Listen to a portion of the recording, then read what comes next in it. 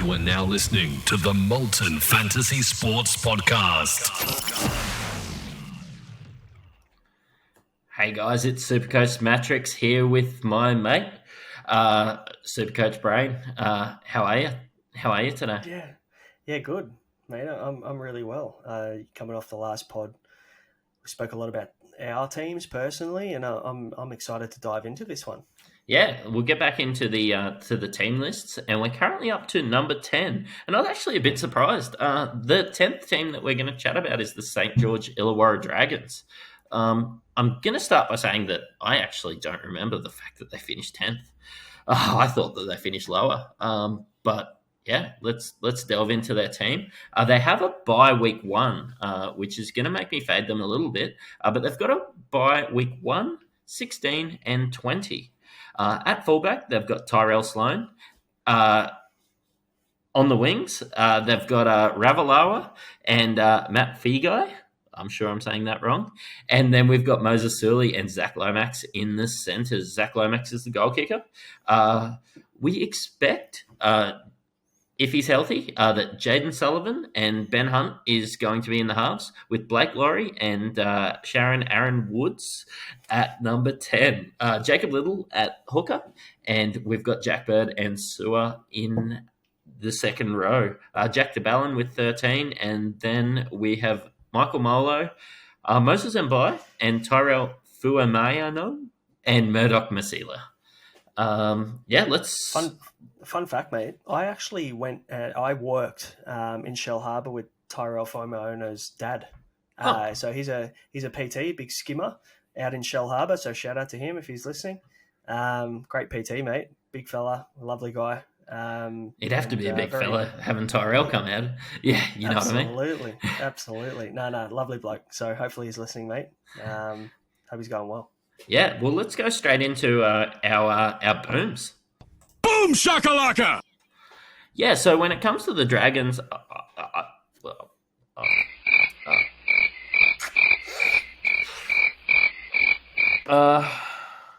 so thanks for covering the booms. Everything that I think is going to be good that comes out of the Dragons. Do you have anything? I'm lost for words, mate. I'm trying, honestly, Matty. I've been looking through this squad for hours and hours trying to find something positive from it, and it's hard. It's hard with the way that they're priced. I reckon it took me about 10 minutes. The problem is, I want to find something good. We've got mates. I'm going to shout out Damien Carroll on this pod because he's a big St. George Illawarra Dragons fan, and mate, I've got him coming last this year. I don't know about you, but it's going to be a tough year. It's going to be a tough year for the Dragons, and it's about time, to be honest, because as a Tigers fan, mate, I want somebody else to be shit for once.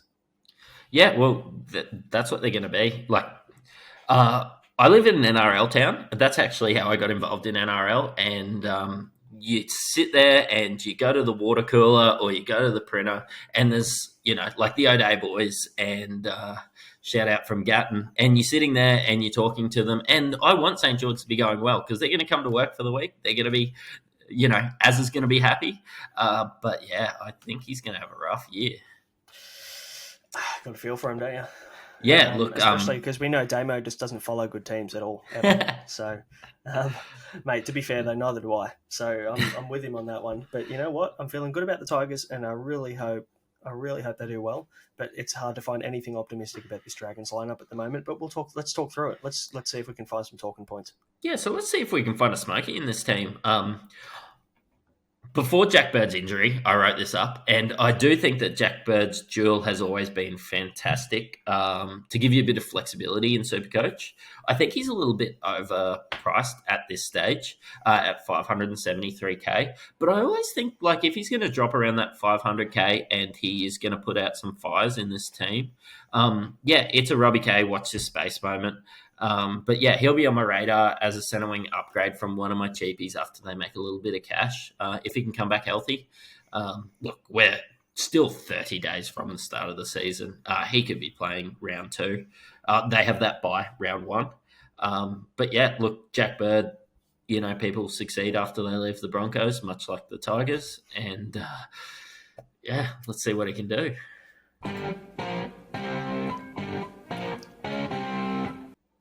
I like it. Bit of a smoky. You know what? So my smoky is Moses Sully. Now, he's a major pod. Serious pod. When I'm talking pod, I mean 0.3%. I don't know how many super coaches that is, but it'd probably be about 3 blokes. Now, he's averaged 52 last season. Didn't we just mention Damo, Azza, and Kelsey? They're the 3 blokes that have Moses Sully in their team. That's good shout. Mate, he averaged 52 last year, but he missed 8 games. Now, we don't know what he's going to do in those 8 games that he missed, but I want to throw a stat at you. It's actually an intriguing stat because we know how influential tackle breaks are when we talk about Supercoach, and Moses Sully made 81 tackle breaks in 17 games. So if you do the math, that's about 5 per game. So imagine if he was on a good team. Yeah, mate, if you took him over to the Storm or you took him over to the Roosters this year, mate, he'd be wearing a championship ring or whatever it is they give the NRL players. You can tell we follow the NBA. Mate, if you want a very, very left field pod, somebody that's going to get, if he starts and averages 70,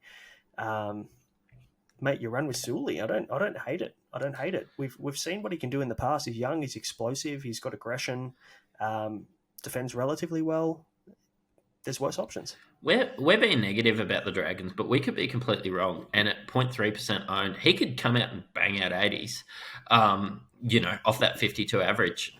Yeah, I don't hate it either. I was surprised that he was 0.3% owned. I thought he would be higher owned. And I think a lot of people are not looking at the Dragons because of that first buy. I'm personally not looking at the Dragons because I don't think that they're going to be very good. But if they are good, and I'm proven wrong, like they've got Ben Hunt in their team. He carried us to within 4 minutes of a premiership, so that's got to count for something. Yeah, do you still, is it ingrained in your head when he dropped the ball off the kickoff? Do you ever forgive him for that? I've forgiven him because thinking back, he's the only reason we were in the grand final to start off with. I know a lot of people throw a lot of hate. Ben Hunt seems like an absolute lad. But yeah, look, you just wish that he could have capped off the season, finished off, and we actually wouldn't be talking about the Broncos as if, we've got so much to prove since 2006 because, we would have been good in 2015. In saying that, he won you the Origin last year. He did. I was there. He won you the Origin. I was there. Oh, holy moly. It went off like a frog in a sock. Yeah, that was no good for a New South Wales fan, mate. I was fucking devastated after that. Dropped the first F-bomb I've ever dropped on this podcast. So I'm excited. Apologies for anybody who's a little bit upset about that. But I'm excited. What are you going to get with the boys? Welcome. Mate, we've moved through Smokies pretty quick. We talked about Sully, we talked about Jack Bird, but mate, you've got a bit of a bust here who essentially could be probably their best player. What are your thoughts? So he's not their best player. Ben Hunt's their best player, but he's their best Supercoach player. It's Zach Lomax. I think he's an awkward price, and on the fact that we're so off the Dragons at the moment, I have to double down and say that I don't see them scoring a lot of points, which will mean a bit of a regression for their goal kicker. I'm going to, if he drops below 500k though, and the Dragons do hit a little bit of form, he'll be somebody that I'm watching. He's only a bust because of how he's priced. If he was 500k, I'd be looking at him.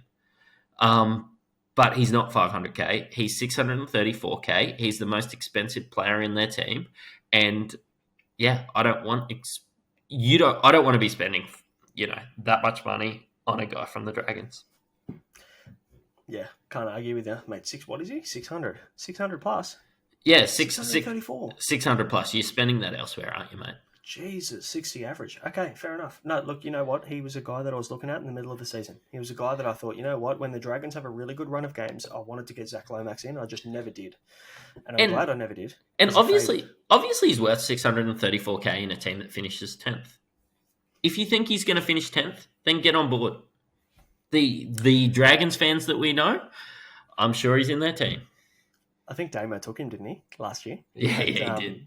he had him for sure. No, fair shout. He actually kicks relatively well.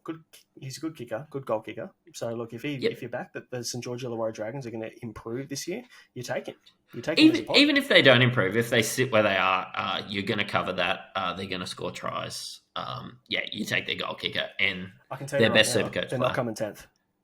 They're not coming 10th. I can promise. They're coming 15th at best this year. I'm sorry to any Dragons fans out there. I apologise.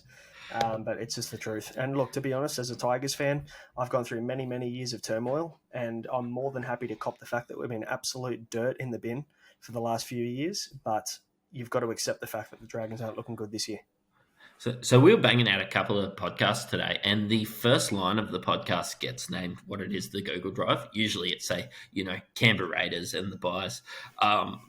You couldn't actually find who finished 10th because the Google Drive was called "They Finished 10th?" ? Big shock. Big shock. I'm very surprised. I was looking at Manly. I'm thinking, okay, Manly's next. That's cool. We'll go in ladder order. And then like, hang on a second. That doesn't sound right. What's going on here? Mate, the red and white snuck up. But they won't be sneaking up this year. No. And who's your bust this year, Braino? Tyrell Sloan. I'll cut to the chase. Mate, he's 15.4% owned. 8,800 Supercoaches think that he's the guy that they want to have in their centre wing, and I understand why they would do that because he's got centre wing, fullback, dual eligibility. He's sub 300k. He's 298k. So I understand why people are doing it, but we need to look back at what he did last year. It was average at best. I'm going to pull up his scores very quickly here on the fly. Now, he got 78 in game one. Now, we need to remember that 78 is against the New Zealand Warriors when they were absolutely ordinary in round one. The Redcliffe Warriors, yep. Redcliffe Warriors, absolutely. So you got Penrith Panthers, you got 26. You got the Sharks, you got 26. You got 40 against the Gold Coast Titans, who are terrible in the middle of the year. He also then went and got 3 against the Cowboys, and that was injury affected. He got 10 against the Sharks.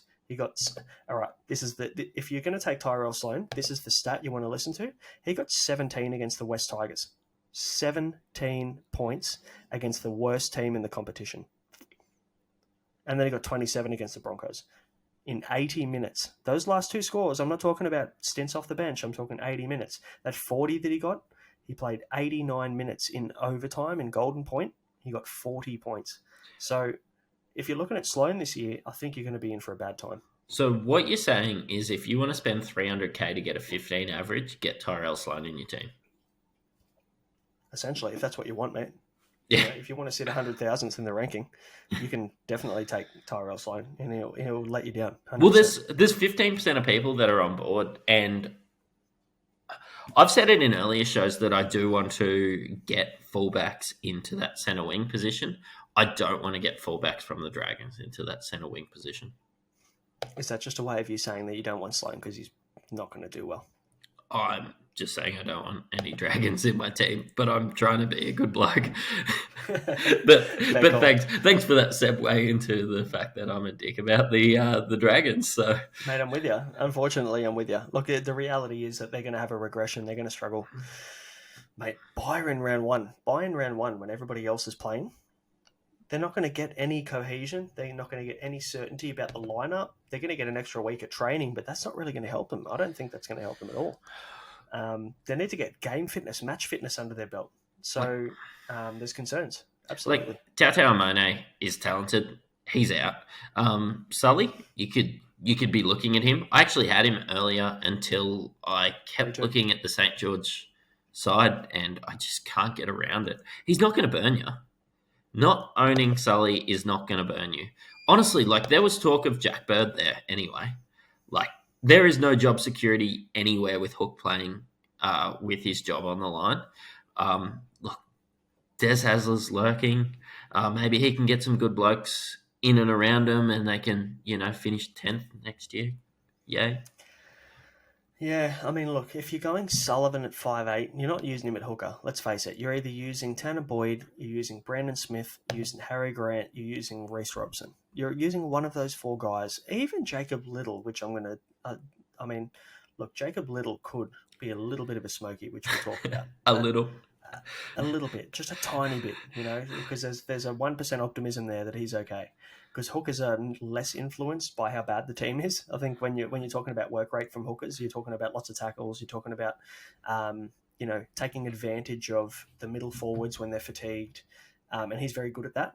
And coming from the Tigers, you've got to improve. Let's face it. But in saying that, it's challenging. I think with Jaden Sullivan, the uncertainty about whether what his role is going to be, and whether he's going to come back healthy or not, is going to be the factor. But yeah, you're not looking at him at hooker, and you're definitely not looking at him at 5'8". You're taking Burton or Dewey. Yeah, I like Little, but you can only have 2 hookers, and I'm not getting around him. I like Jaden Sullivan, but you can only have 2 5'8s, so I'm not looking at him. I like Jack Bird, but you're not going to spend $573K on a bloke that's injured and you don't know what position he's going to play. Mate, yeah, it's dismal out there. It's tough, isn't it? Jacob Little, I just mentioned. Now, coming from the Tigers, he didn't get much opportunity. He didn't really lock down that role at hooker. It looks like he's the guy this year. It looks like he's the number 9. They've bought him from the Tigers. It's hard to see him not playing that 9. And depending on how the bench lines up, I mean, we've got Moses Mbai there, but they're putting out a lot of fires. You don't know what Sloane's going to do. We don't know what Sullivan's going to be, whether he's going to be ready at 5'8". We've got a lot of things here that could be moving parts that we don't know where Moses Mbai is going to sit in. Moses Mbai could easily start at fullback in round 1 and Sloane ends up on the bench. Moses Mbai could play 6 and Jaden Sullivan isn't fit. So again, does that then mean that Jacob Little gets 80 minutes to start the season at a 44 average? And if he did, there are absolutely worse options. He is probably the only guy in this lineup that I would consider as if he plays the 9 and the bench is a 4-forward bench, I'd argue you could pick him up. Yeah, I'm on board. You know what's crazy? That all these people have Sloane and Sully in their team, and I think they're going to lose money on them. Sad, isn't it?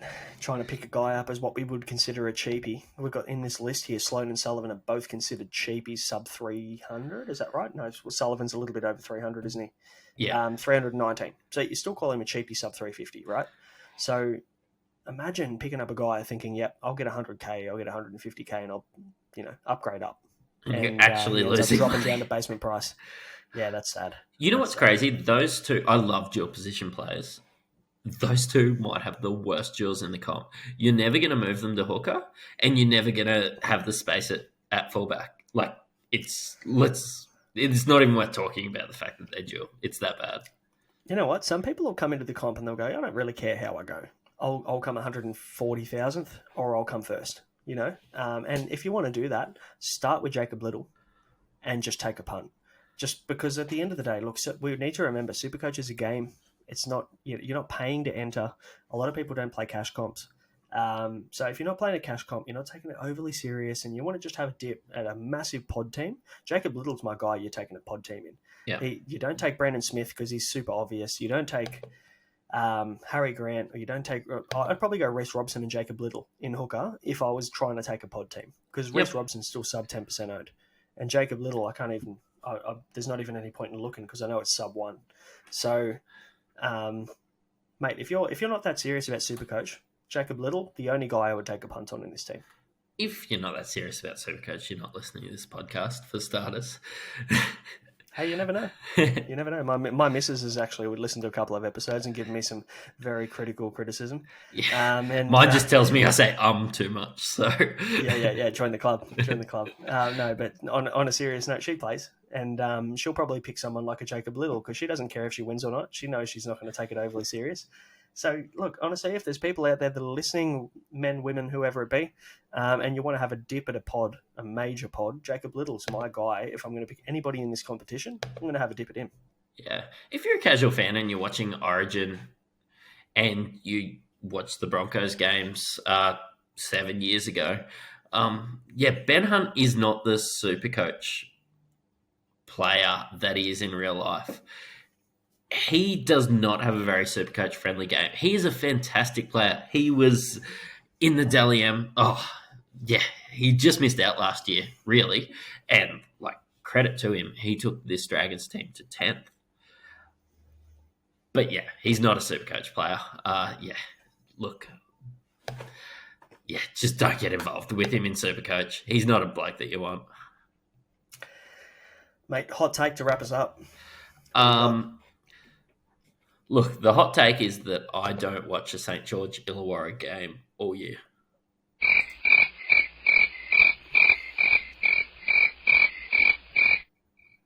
Yeah, I understand. Magic round, I'm going to be at the Caxton. Yeah, fair shout. I'll be with you. And mate, we've got a Molten trip, don't we? Yeah, I'm excited. Yeah, that's going to be fun. Mate, all the Molten fantasy boys getting together. It's going to be a good time. Mate, watch a bit of football. Don't watch the Dragons. Mate, I'm keen. I'm ready to go. I'm around it. Mate, we got through it. We actually said before this pod, we're like, how are we going to get through 20, 25 minutes of this pod? And we did it, And look, just because we're taking the bit of the piss out of the Dragons doesn't mean that we think that they're going to... Actually, we do think they're going to be awful. But in saying that, there will be some little shining lights throughout the year. And if you can get on those little shining lights, you just never know what's going to happen, because that could be the difference between you finishing 10,000th and finishing 500th. You just got to pick at the right time. And you've got to hope for the best, that the worst team in the comp isn't going to be the worst team in the comp. Yeah, and look, if I can take any shining light, is that they're going to get the first draft pick next year. Is this AFL? Is this an AFL Supercoach podcast? Or Hey, mate, let's stop there. I've talked enough about the Dragons. Thanks for listening, guys. Where can we find you on Twitter, man? You can find me at brain_FS on Twitter. Yeah. Good times. Yeah. We enjoyed ourselves. Yeah, we love the Dragons. Thanks, mate. See you, man. Bye.